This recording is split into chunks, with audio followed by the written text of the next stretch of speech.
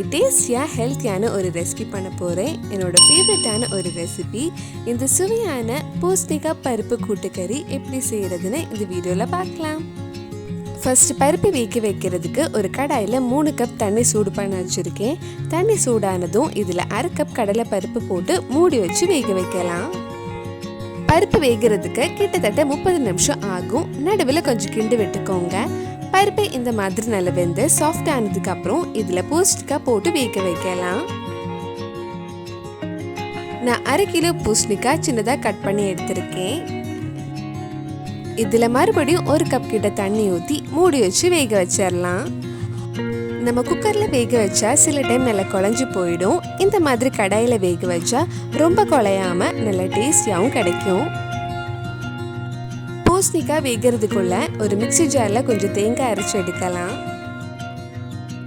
ஒரு மிக்சி ஜாரில் 3/4 கப் கிட்ட துருவின தேங்காய் எடுத்திருக்கேன்.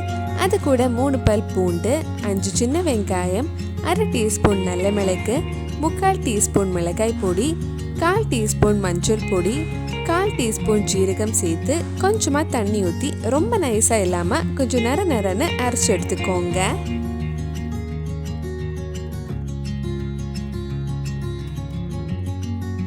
பூசணிக்காய் கொஞ்சம் வெந்ததுக்கு அப்புறம் இதில் தேவையான அளவு உப்பு போட்டு மிக்ஸ் பண்ணதுக்கு அப்புறம் மறுபடியும் மூடி வச்சு வேக வச்சுக்கோங்க.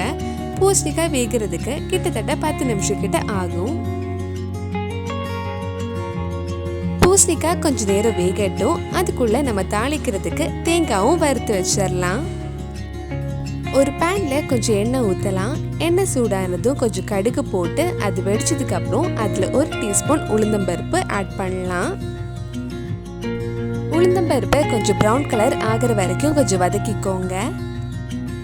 இப்போ இதில் கொஞ்சம் கருவேப்பிலையும் 1/2 கப் துருவின தேங்காய் போட்டு தேங்காய் நல்லா ப்ரௌன் கலர் ஆகிற வரைக்கும் வதக்கலாம். நம்ம சேனலில் இதுக்கு முன்னாடி பண்ண வெஜ் ரெசிபீஸ் எல்லாம் நீங்கள் இன்னும் பார்க்கலனா அதோட லிங்க் இந்த டிஸ்கிரிப்ஷனில் இருக்குது. மறக்காமல் அந்த ரெசிபீஸும் போய் பாருங்கள்.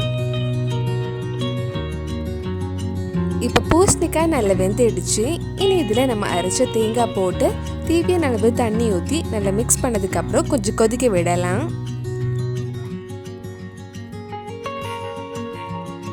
நம்ம தேங்காய் அரைச்சி அதே மிக்ஸி ஜாரில் கொஞ்சம் தண்ணி எடுத்து இதில் ஊற்றலாம். இந்த கூட்டுக்கறி ஆறினதுக்கப்புறம் இன்னும் கொஞ்சம் கெட்டி ஆகிடும்.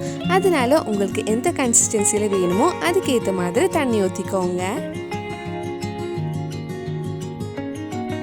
இது கூட ஒரு சின்ன பீஸ் சர்க்கரையும் ஆட் பண்ணலாம். இது கொஞ்ச நேரம் கொதிக்கட்டும். இது கொஞ்ச நேரம் நல்லா கொதிச்சதுக்கு அப்புறம் நம்ம வறுத்து வச்சிருந்த தேங்காய் இதில் போட்டு மிக்ஸ் பண்ணா நம்ம சுவையான பூசணிக்காய் பருப்பு கூட்டுக்கறி ரெடி ஆயிடும். ரொம்ப டேஸ்டியாக ஹெல்த்தியான பூசணிக்காய் கூட்டுக்கறி ரெடி ஆயிடுச்சு. கண்டிப்பாக நீங்களும் இந்த ரெசிபி உங்கள் வீட்டில் செஞ்சு பாருங்கள். பிடிச்சிருந்தா இந்த வீடியோவை லைக் பண்ணுங்கள், உங்கள் ஃப்ரெண்ட்ஸ் அண்ட் ஃபேமிலிக்கு ஷேர் பண்ணுங்கள். வேறு என்னெல்லாம் ரெசிபி நம்ம சேனலில் ட்ரை பண்ணலான்னு கீழே கமெண்ட் பாக்ஸில் சொல்லுங்கள். நீங்கள் இன்னும் என்னோட சேனலை சப்ஸ்கிரைப் பண்ணலைன்னா மறக்காமல் சேனலையும் சப்ஸ்கிரைப் பண்ணுங்கள். கூடவே அந்த பெல் ஐக்கனையும் ப்ரெஸ் பண்ணால் நான் புது வீடியோ போட்ட உடனே உங்கள் ஃபோனுக்கு நோட்டிஃபிகேஷன் வந்துடும்.